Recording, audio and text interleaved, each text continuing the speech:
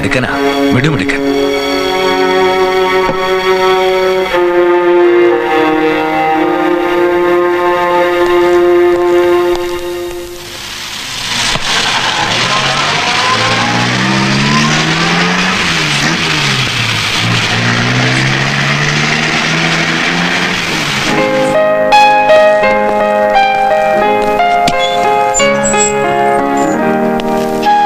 Come.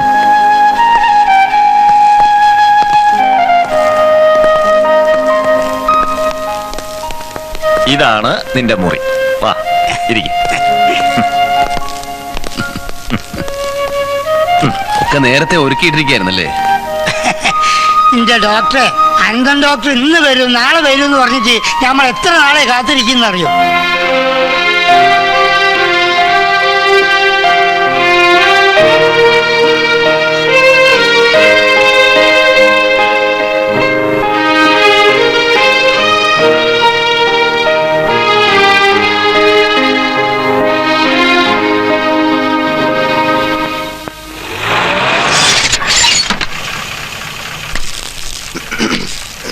സാറേ, ഞാൻ എന്ത് ചെയ്യണം?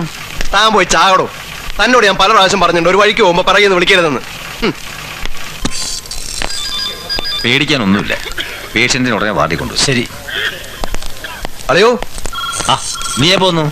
ഇവിടുത്തെ SP ഒന്ന് കാണാൻ വന്ന. ആ വഴിക്ക് അളിയനെ ഒന്ന് കാണാമെന്ന് വെച്ചു. നിർത്താറായില്ലേ നിന്റെ ഇതെല്ലാട് പണി?